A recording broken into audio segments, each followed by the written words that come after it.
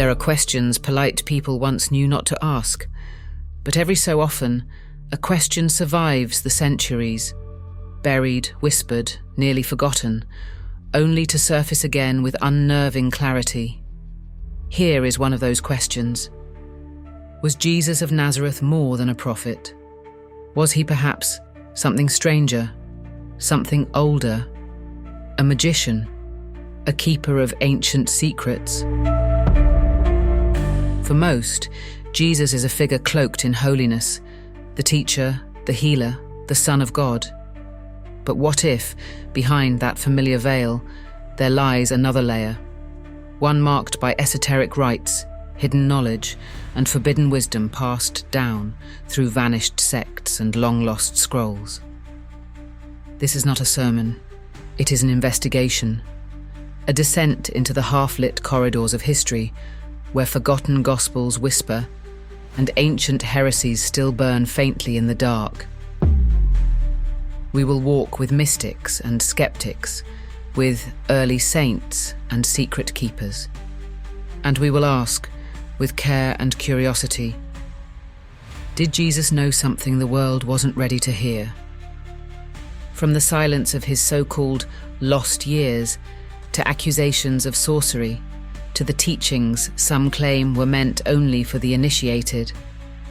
This is a journey through time, tradition, and the tantalizing possibility that Jesus was not merely a man of God, but a master of hidden things. The question is dangerous, which is precisely why it demands to be asked.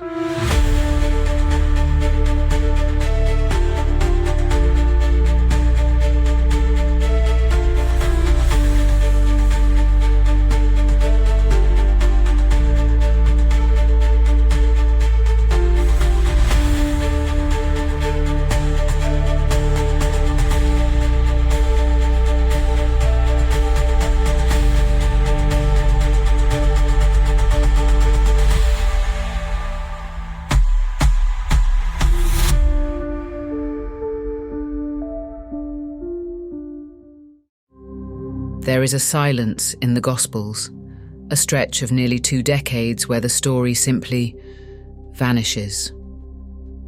From age 12, when Jesus is last seen debating elders in the temple, until around 30, when he appears again at the Jordan River, the New Testament is quiet. 18 years, unwritten, unexplained. A long, shadowed road between boy and prophet. And wherever there is silence, imagination rushes in to fill the void. In the late 1800s, a Russian traveller named Nicholas Notovich claimed to have found the missing years in the high mountains of India.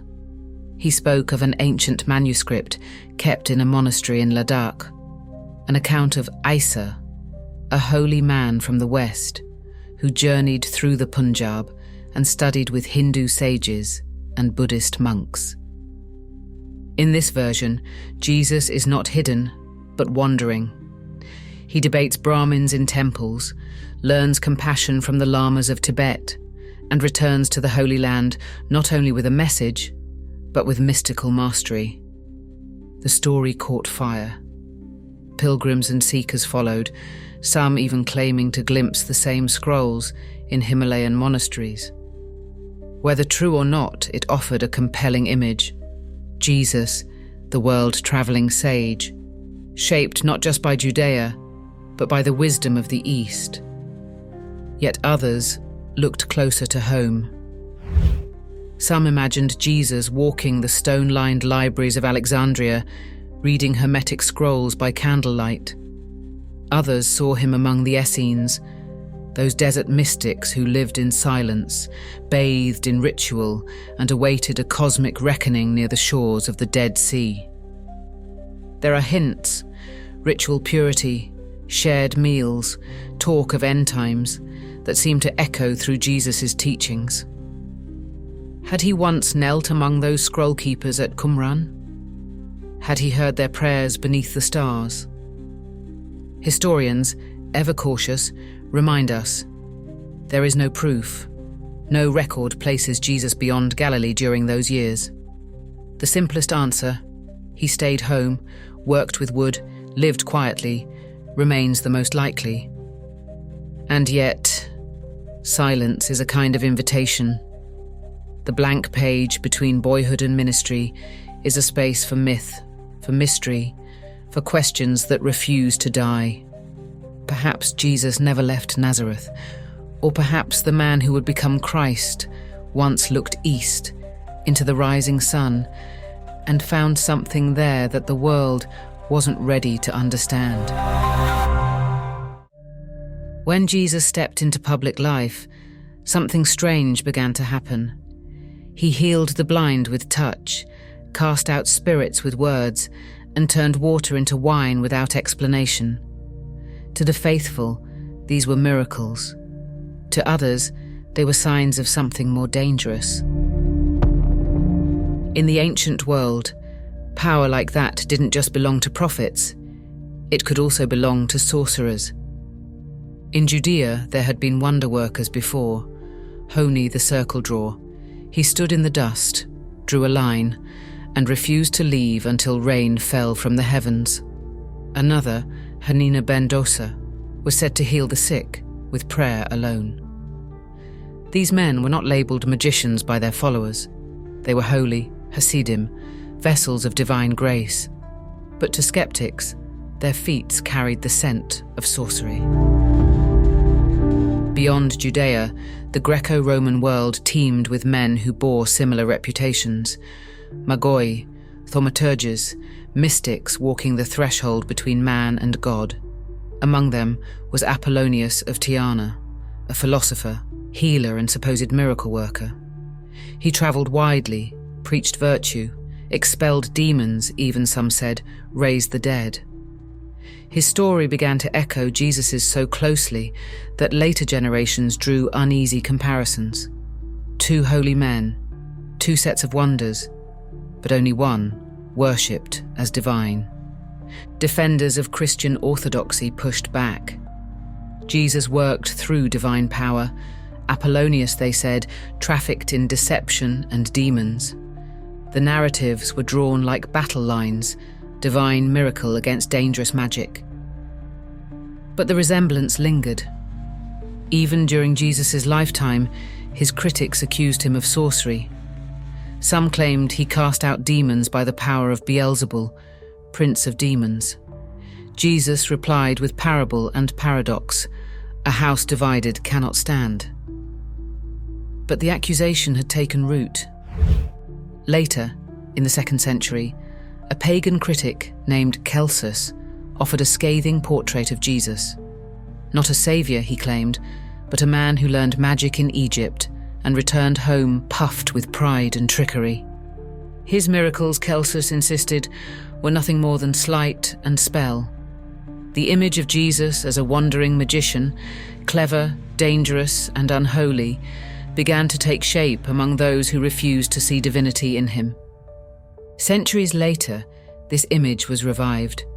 Scholars like Morton Smith examined Jesus' methods, spitting on the blind, speaking Aramaic phrases to raise the dead, and asked whether these resembled the rites of magicians more than the acts of a messiah. Smith's work stirred controversy, but it also raised a deeper question. Did Jesus intentionally cloak his teachings in the language of mystery, using the tools of magic to unlock the soul? And what of the art, the early images of Jesus in the catacombs of Rome, lifting a rod or wand as he raised the dead or multiplied bread? Some say it symbolized authority, like Moses' staff. Others wonder, how would an outsider have interpreted it? A wand, a gesture, a miracle, holy power or arcane trick? The truth is, Jesus fit an archetype familiar to the ancient world. The miracle worker who walked from village to village, carrying something unseen. To believers, he channeled God. To others, he conjured illusion. That tension between miracle and magic, between faith and fear, was never resolved. It lingers still, just beneath the surface, asking whether the line between divinity and sorcery is as clear as we like to think. Beyond the familiar stories, beyond the 4 Gospels read from pulpits and chanted in cathedrals, there exists a shadow library, a cache of ancient writings that whisper of another Jesus. A Jesus not crowned with thorns, but robed in mystery. A teacher, not a martyr. A revealer of secrets, not a sacrifice for sin. These were the Gnostic Gospels, hidden for centuries beneath the sands of Egypt, buried in clay jars and silence. Their rediscovery in the mid-20th century unearthed a vision of Christ unlike anything sanctioned by the Church. These texts spoke not of crucifixion and resurrection, but of inner awakening, spiritual light, and a divine knowledge lost to the world. In the Gospel of Thomas, there is no narrative, no manger, no miracles, no cross. Instead, there are sayings, 114 of them, parables without context, riddles without keys. Whoever finds the interpretation of these sayings will not taste death. It begins. A cryptic promise. Here, Jesus speaks of the kingdom not as a place, but as something hidden within. Salvation is not granted, it is uncovered. The Gospel of Philip ventures even further from orthodoxy. It speaks of sacred unions, of mysteries and hidden rites. One fragment describes Jesus' relationship with Mary Magdalene in terms so intimate, some later readers found them scandalous. But to the Gnostics, Mary was no footnote. She was the apostle who understood, who saw, who asked the right questions when others were silent.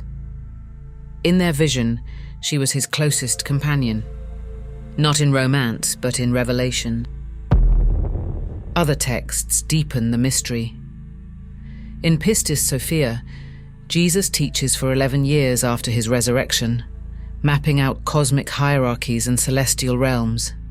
He speaks of light realms and shadow powers, of souls trapped by archons and freed by knowledge.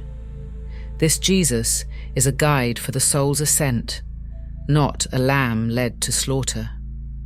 In the Apocryphon of John, Jesus appears to his disciple after death, not to reassure, but to reveal.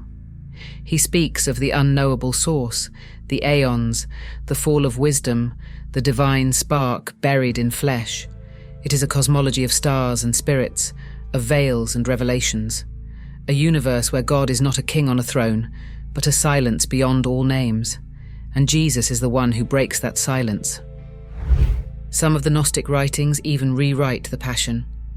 In one text, Jesus laughs from a distance as another dies in his place, not out of cruelty, but clarity. He is spirit, they say, not body.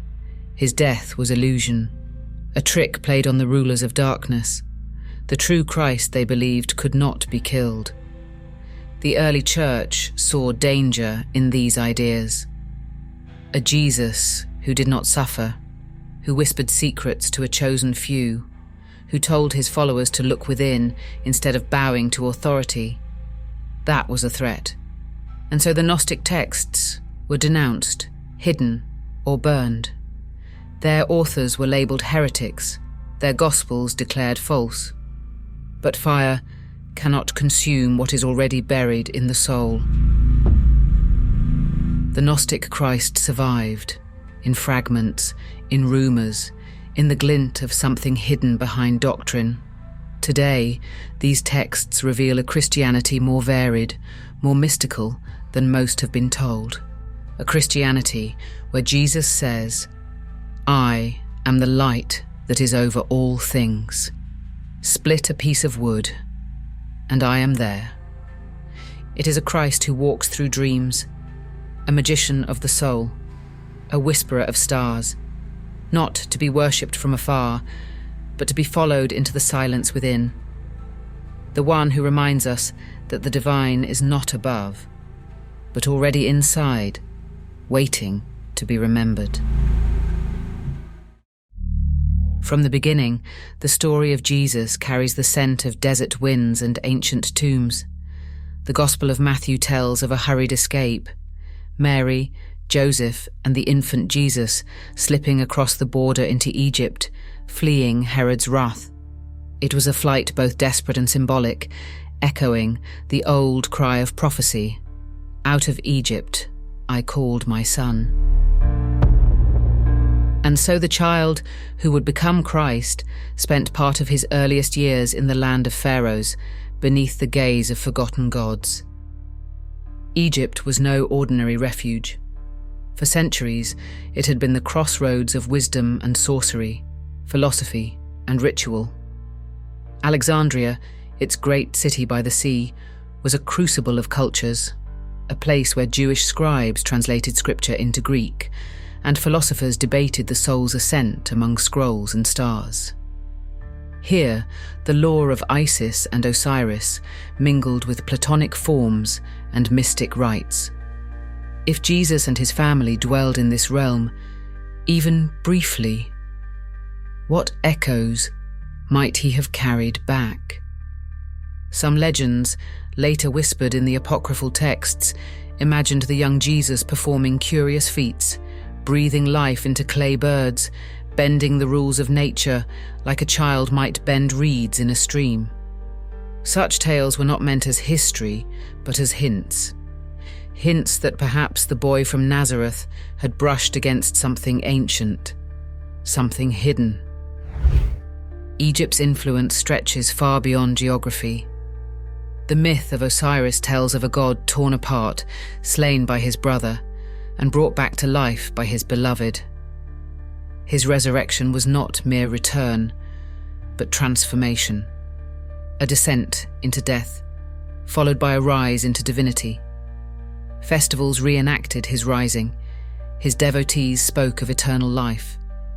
The image of a god who dies and lives again had taken root in the collective soul of the ancient world long before Golgotha. Later, Christian thinkers would recoil from these parallels. Some saw them as diabolical forgeries, planted by dark forces to mimic the true gospel. Others, more daring, wondered if these were glimpses of a deeper rhythm, patterns of myth and mystery that pointed towards something transcendent. And there was more. In the magical papyri of Egypt, sacred names were inscribed: Hebrew, Greek, Egyptian, woven into spells meant to heal, to banish, to reveal. Among them, the name of Jesus appears, not in reverence, but in invocation. His name spoken as a word of power. In the realm of magicians and mystics, Jesus had become a figure of authority, another voice in the chorus of sacred sound. In Alexandria, the line between philosopher and priest blurred. The Hermetic writings, attributed to a figure named Hermes Trismegistus, spoke of the Logos, the divine word. They described a cosmos born not through battle, but through speech, a divine utterance shaping the stars. It is not difficult to see the resonance when the Gospel of John opens. In the beginning was the Word. Did Jesus know these teachings? Did the air of Egypt leave its imprint on the soul of the child? Or did later followers, steeped in Egyptian mysticism, reshape his image to fit the patterns they knew so well? Whatever the answer, the connection endures. Egypt cradled Jesus at the start of his life, and after his death, it would become a cradle for the Christian mystical imagination. In the sands of Egypt, gospels were hidden in jars. In its cities, monks dreamed of divine union. And in its myths, echoes of Christ's story continued to shimmer like heat rising off stone. Whether by design or by divine coincidence, the land of pyramids and prophets played a part in shaping the mythic Jesus. The Jesus whose death was not an end, but a doorway. The Jesus who, like Osiris, offered the promise that life, even when broken, could rise again. there is something deeper beneath the surface of the miracles. To the eye, Jesus heals, raises, casts out. But to the ear trained in mystery, in the rites and rhythms of esoteric paths, these are not merely acts of compassion. They are steps in a great initiation. A pattern, a hidden teaching, encoded in gesture and word. The exorcisms are among the earliest and most startling.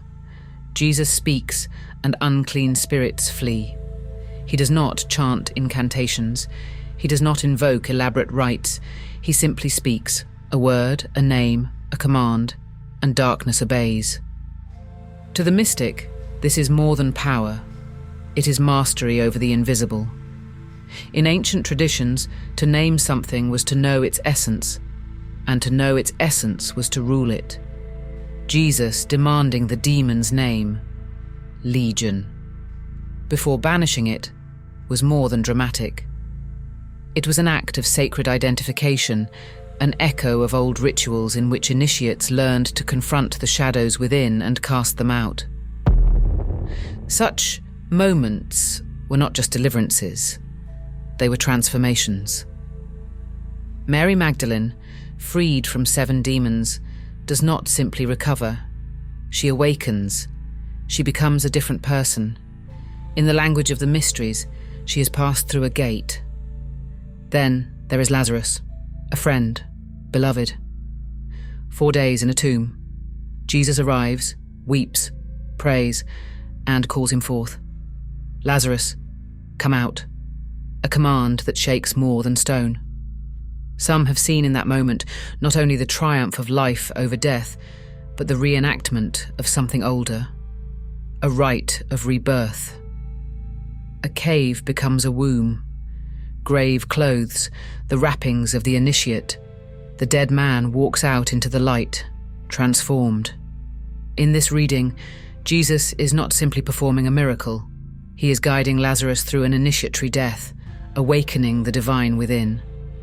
A moment so powerful, so revealing, that the authorities resolve then and there, he must be stopped. And then the mountaintop, the transfiguration. Jesus takes 3 disciples, Peter, James, and John, up a high mountain, and something unfolds that cannot be undone. His form changes. His face shines like the sun. His clothes turn white as light. Moses and Elijah appear beside him, emissaries of law and prophecy. The disciples fall to the ground, overwhelmed. A voice thunders from the cloud, "This is my son. Listen to him." To the faithful, this is revelation. To the initiated, it is ascent. The mountain becomes a temple. The disciples, neophytes entering the Holy of Holies. They glimpse the true nature of their teacher. Not just man, but something more. Light-bearing. Elemental. The mountain is not just elevation, it is transformation. Even the words Jesus speaks in his miracles echo the language of sacred formulae. Talitha koum, Epaphatha, ancient phrases left untranslated, kept in their original tongue. They are remnants of a deeper speech, sacred syllables that resonate with creative force. In mystical traditions across the world, from Jewish Kabbalah to Vedic mantra, the word is power. The word creates. The word heals. And in the Gospel of John, Jesus is not just a man who speaks the word. He is the Word, made flesh. The crucifixion, too, contains layers. On the surface, agony and execution. But beneath that, a mystery. In some esoteric traditions, the cross is not only an instrument of death, it is the axis of the world, the intersection of heaven and earth. And the resurrection, a return not just to life, but to divine glory, the final act of the great work. Matter transfigured, death undone. Even Jesus' sacraments carry the scent of the esoteric.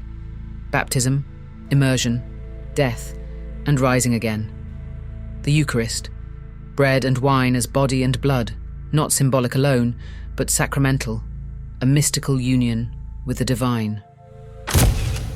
The early church called them mysteries for a reason. They were the outer rites of an inner transformation. And scattered through the Gospels are other signs: walking on water, multiplying loaves, turning water into wine, gestures that bend nature, not to astonish, but to teach, each miracle a glyph, a whisper to the soul. In Eastern traditions, sages are said to walk across rivers, manifest food, radiate light. In Jewish mysticism, the holy name of God is a power so great it cannot be spoken aloud. In all traditions, there are those who awaken to themselves, to the divine, to the truth hidden behind appearances.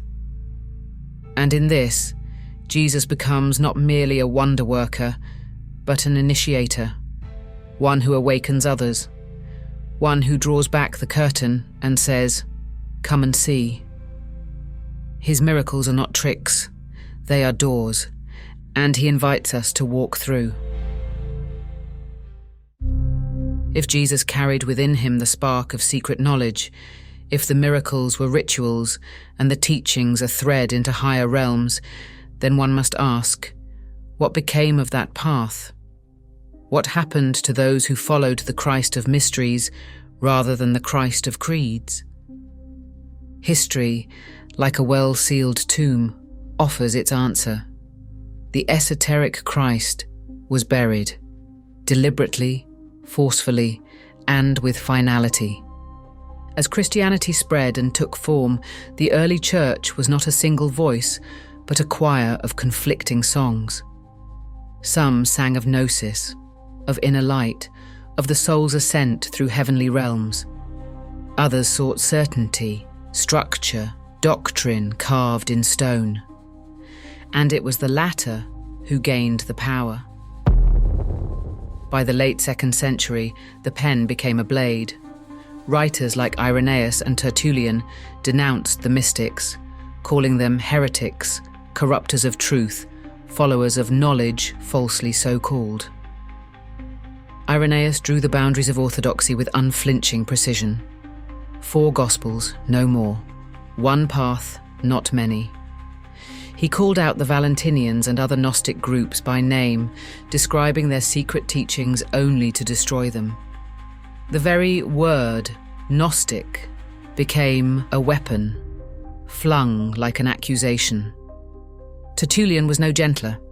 He mocked the fusion of Christian faith with pagan thought. "What has Athens to do with Jerusalem?" he asked, drawing a line between philosophy and faith, mystery and obedience. Ironically, he himself would later join a movement declared heretical, the Montanists, who believed in prophecy, divine ecstasy, and the ongoing voice of the Spirit. Even he, the defender of orthodoxy, longed for mystery. As the centuries turned, the stakes grew. After Constantine's conversion, Christianity moved from persecuted faith to imperial religion. And with empire came enforcement. Councils defined creeds. Dissent became a crime. The Council of Nicaea fixed the nature of Christ in words, and emperors ensured those words became law. Heretical books were burned. Secret texts were buried, perhaps by those who loved them too much to see them destroyed. The sands of Egypt held such secrets. In the 4th century, a bishop's decree called for the rejection of illicit books. Around the same time, in the desert near Nag Hammadi, someone sealed a collection of forbidden gospels in a jar and hid them in the earth. They would not be seen again for over 1,000 years. But even after the light of official approval was extinguished, the fire smouldered in hidden places.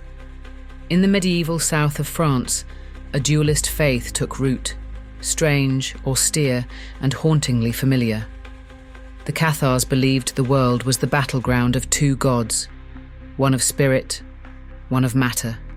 They saw Christ as a luminous being who never truly took flesh, and the Church as a corrupt empire of the material world.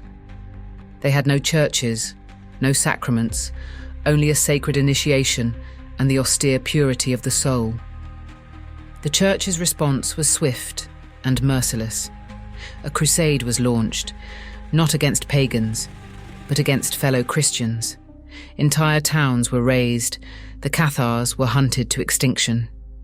Their last fortress, Montségur, fell after a long siege. Legend says a few escaped into the night with a secret treasure. Some whisper it was the Holy Grail. Others believe it was knowledge. From the ashes of Catharism, the Inquisition was born, and with it, a new tool to silence the mystical, the magical, the heretical. Yet mystery cannot be killed. It only changes shape. Esoteric thought found new homes. Among Jewish mystics in the hills of Spain, among alchemists in cloisters, among scribes who translated hermetic texts by candlelight. The Renaissance rediscovered ancient wisdom, Hermes Trismegistus, the divine logos, the music of the spheres. Men like Marsilio Ficino and Pico della Mirandola saw no contradiction between Christianity and the mysteries. They dreamed of unity, of light. The Church was less enthusiastic. And then came Giordano Bruno, philosopher, mystic, magician. Bruno believed the stars were suns, the universe infinite, and God present in all things. He dared to suggest that Jesus' miracles were not unique acts of divine fiat, but echoes of a deeper magical order.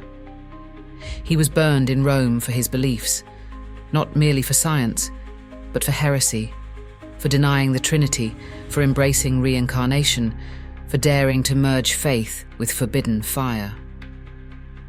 And still, the light flickered.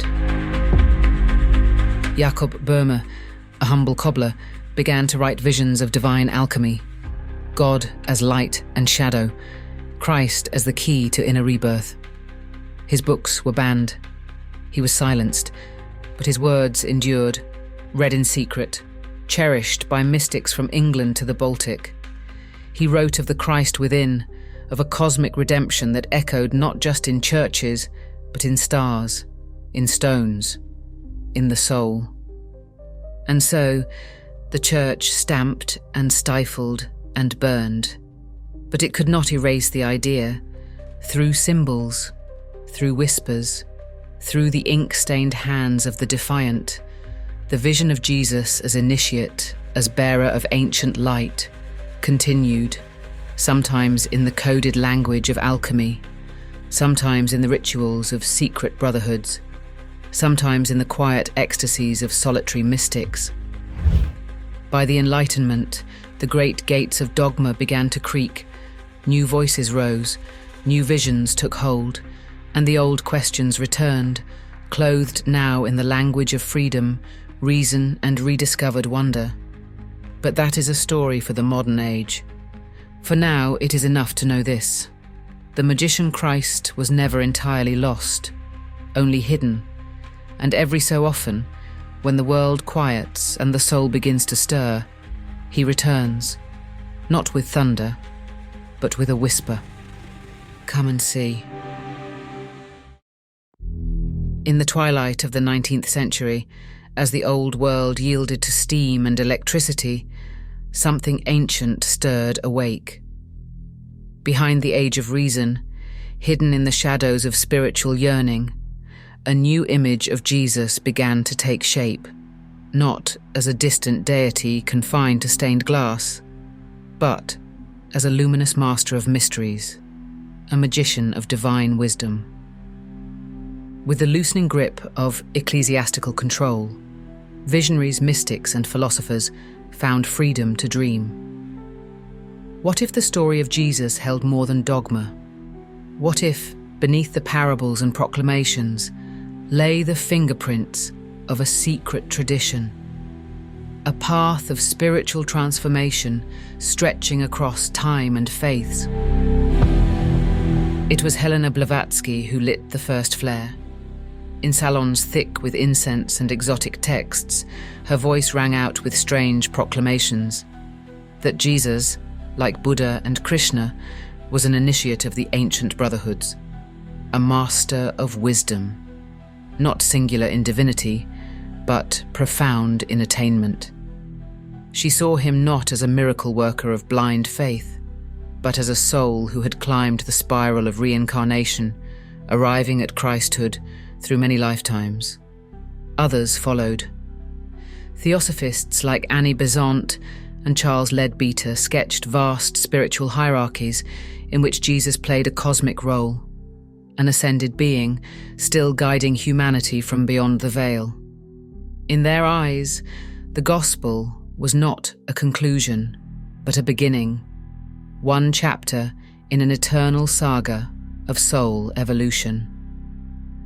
Rudolf Steiner parted ways with them, forging his own mystical path. In his vision, Christ was not merely a teacher, but the axis of Earth's spiritual destiny, the solar logos incarnate. Through lectures woven with myth and metaphysics, Steiner unveiled hidden meanings in the Gospels, spoke of two Jesus children merging into one, and described the raising of Lazarus not as a miracle, but as initiation, a soul transfigured into the beloved disciple. His followers saw Christ not just as Saviour, but as the high magus of love, initiating humanity into the mystery of the heart. In America, the voice of Edgar Cayce whispered in trance.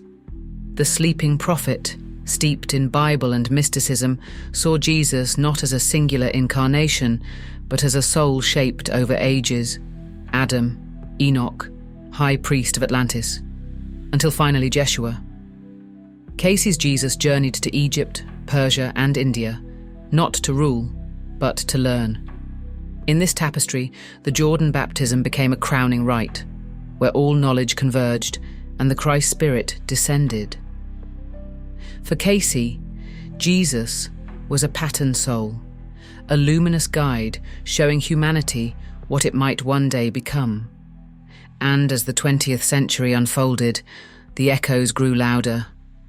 A psychologist named Helen Schuckman heard an inner voice. "This is a course in miracles," it said. And she wrote, "The voice called itself Jesus, but not the Jesus of fire and brimstone. This was a brother, a gentle awakener." In the course, the world is illusion. Forgiveness is the key, and the Christ lives in everyone. No churches, no altars, only inner transformation. Others channeled their own revelations. New gospels emerged from typewriters and trances, speaking of Jesus as a traveller between stars, a teacher of light, a walker between worlds. The Aquarian gospel, the teachings of ascended masters, even whispers of secret retreats in etheric realms, all painted Jesus not as exception, but as example.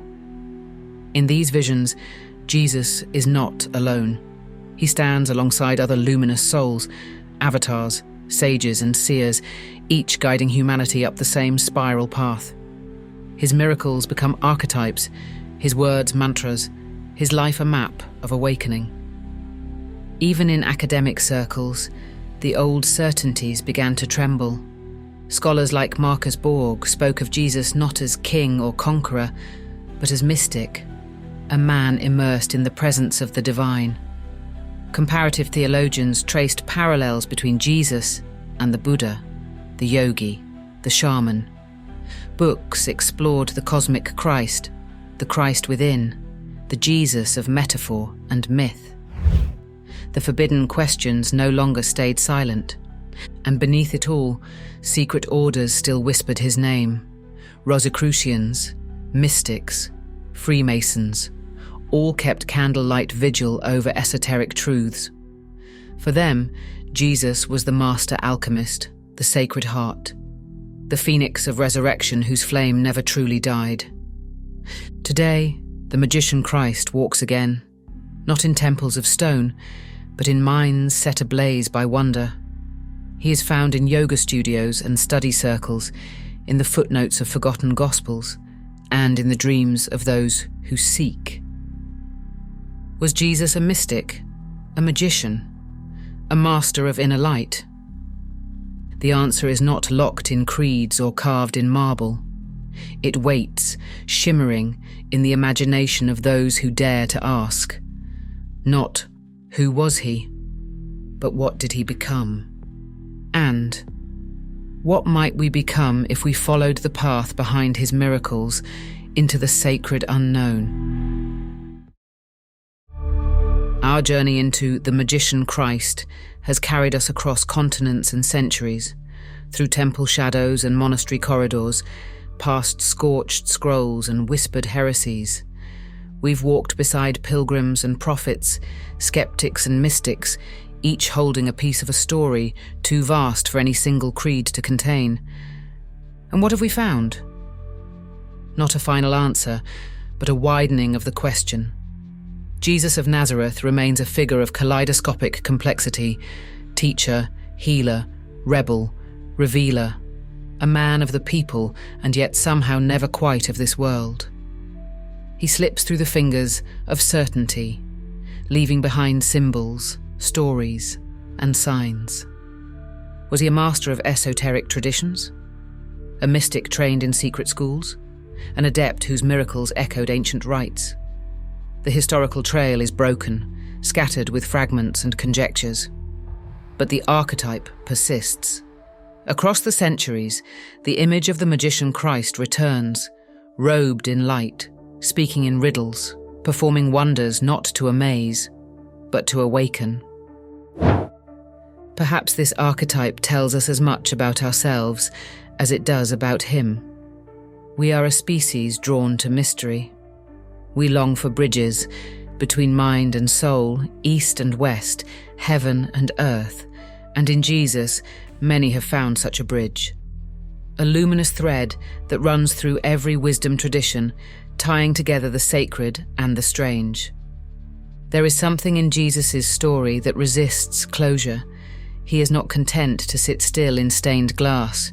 His voice still calls out from desert winds and mountaintop visions. He beckons not merely to be worshipped, but to be followed, to walk the path he walked, to wrestle with angels, to see with eyes unveiled. In the Gospel of Thomas, he says, "He who drinks from my mouth will become as I am, and I myself will become he." It is a promise, or perhaps a provocation, that the Christ is not just a figure in history, but a flame to be lit within. So we ask again, not for certainty, but for wonder. Could it be that Jesus knew things, ancient things, hidden things, that pointed toward the transformation of the soul? Could his healings have been initiations, his parables keys, his crucifixion and resurrection a rite that echoed the oldest mystery religions? The evidence is suggestive, not conclusive, but the resonance is real. From the temples of Egypt to the catacombs of Rome, from the Gnostic scrolls buried in desert jars to the channelers of the modern age, the idea of Jesus as a mystical teacher has never died. It has merely gone underground, waiting, like a seed in winter, for the right season to bloom. And now, in an age of spiritual seeking and religious fragmentation, it blooms again. The magician Christ returns, not as a relic, but as a possibility. Picture him, a figure alone on a hillside, robes catching the wind, eyes bright with stars. Around him swirl the philosophies of Greece, the chants of India, the symbols of Kabbalah, the mysteries of Egypt. He speaks, and the words fall like sparks. Not answers, but invitations. Follow me. That perhaps is the final and first command of the magician Christ.